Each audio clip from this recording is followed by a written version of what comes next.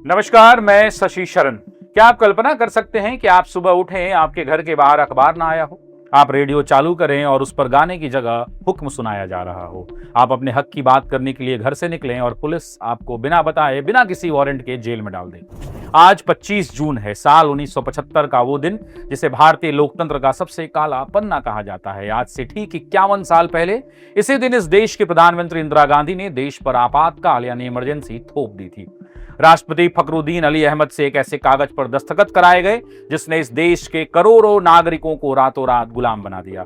आज के इस विशेष अंक में हम किसी दल की राजनीति की बात नहीं करेंगे। हम बात करेंगे जब एक चुनी हुई सरकार तानाशाह बन जाती है तो संस्थाएं कैसे घुटने टेक देती है। हम बात करेंगे कि उस दौर में मीडिया कैसे सष्टांग दंडवत हो गया था। चलिए इतिहास के उस कमरे में चलते हैं जहां से झांक कर देखना आज के दौर में बहुत जरूरी हो गया है।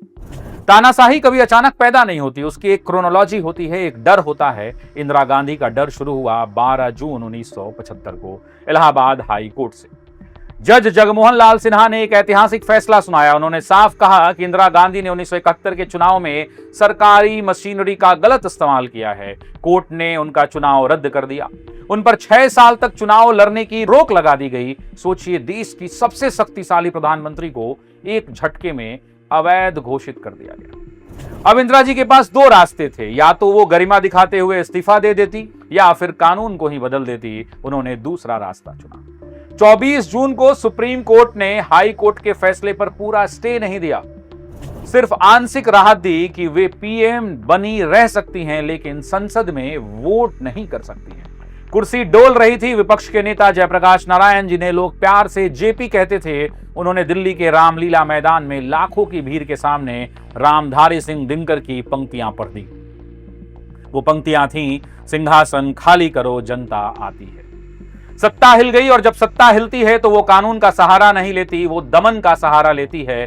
25 जून 1975 की रात जब दिल्ली सो रही थी, तब लुटियंस जोन में साजिशें पक रही थी। आधी रात को कैबिनेट को बिना बताए देश में आंतरिक आपातकाल लगाने के प्रस्ताव पर राष्ट्रपति के दस्तखत करा लिए गए।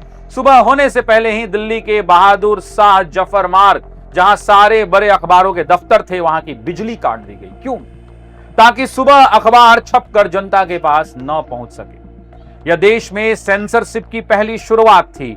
तड़के सुबह जयप्रकाश नारायण, मोरारजी देसाई, अटल बिहारी वाजपेयी, लाल कृष्ण आडवाणी, जॉर्ज फर्नांडिस, इन सबको पुलिस ने उठाकर जेल में डाल दिया बिना यह बताए कि उनका जुर्म क्या है। Maintenance of internal security act यानी मीसा का एक ऐसा खौफ पैदा किया गया कि कोई भी व्यक्ति सरकार के खिलाफ बोलने से पहले कांपने लगा। इंदिरा गांधी ने ऑल इंडिया रेडियो पर आकर कहा, भाइयों और बहनों, राष्ट्रपति जी ने आपातकाल की घोषणा की है, इससे आम जनता को घबराने की कोई जरूरत नहीं है। तानाशाह हमेशा यही कहता है कि वो जो कर रहा है जनता की भलाई के लिए कर रहा है, लेकिन असल में वो अपनी कुर्सी की भलाई के लिए कर रहा होता है। ये बात सब जानते हैं। आज बात करते हैं लोकतंत्र के चौथे खंबे की, जिसे आज आप गोदी मीडिया कहते हैं। उसका दादा परदादा उसी दौर में पैदा हुआ जब तत्कालीन सूचना प्रसारण मंत्री लाल कृष्ण आडवाणी जेल से छूटे तो उन्होंने मीडिया के लिए एक ऐतिहासिक लाइन कही थी, जब सरकार ने आपको झुकने के लिए कहा तो आप रेंगने लगे। अखबारों में जो भी छपता था उसे पहले सरकारी सेंसर अधिकारी चेक करता था। अगर सरकार के खिलाफ एक लाइन भी होती तो वो पन्ना खाली छोड़ दिया जाता था।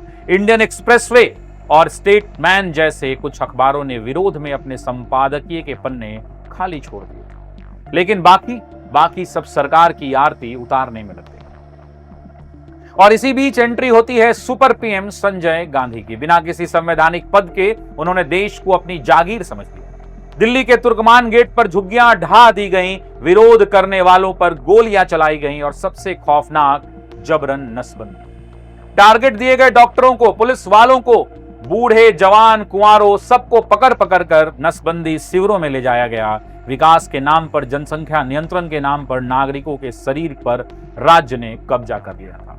21 महीने तक यह देश सन्नाटे में जिया, लेकिन भारत की जनता की चेतना को कोई तानाशाह हमेशा के लिए नहीं दबा सकता। 1977 में इंदिरा गांधी को लगा कि सब शांत हो गया। उन्होंने चुनाव कराए और इस देश के गरीब, अनपढ़ और वंचित नागरिकों ने अपने वोट की चोट से इंदिरा गांधी को उनकी ही सीट से हरा दिया और कांग्रेस भी साफ हो गई। इमरजेंसी खत्म हो गई, लेकिन क्या तानाशाही की सोच खत्म हुई? 25 जून 1975 को याद करना सिर्फ एक कैलेंडर की तारीख को याद करना नहीं, यह खुद से सवाल पूछने का दिन है कि जब आप किसी देश में संस्थाओं को कमजोर होते देखें, जब भी आप अदालत को चुप होते देखें, जब भी आप मीडिया को सरकार की कसीदे पढ़ते और विपक्ष से सवाल पूछते देखें, तो समझ जाइए कि इमरजेंसी का भूत फिर से किसी न किसी शक्ल में मंडरा रहा है। सेंसरशिप सिर्फ सरकारी आदेश से नहीं आती। सेंसरशिप जब जनता के दिमाग में डर के रूप में बैठ जाती है तो वो सबसे खतरनाक होती है। 1975 की इमरजेंसी ने हमें सिखाया कि आजादी मुफ्त में नहीं मिलती, इसके लिए हर दौर में नागरिक को जागते रहना पड़ता है। आप जाग रहे हैं ना, या व्हाट्सएप यूनिवर्सिटी के ज्ञान में सो चुके हैं? सवाल पूछिए, क्योंकि सवाल पूछना ही जिंदा होने की निशानी है। नमस्कार, आप सभी का बहुत बहुत धन्यवाद। अगर आपको वीडियो पसंद आया हो तो कमेंट बॉक्स में जरूर कमेंट करें, और अगर आप फेसबुक और इंस्टाग्राम पे हमें देख रहे हो तो वहां फॉलो करना ना भूलें। बहुत बहुत धन्यवाद।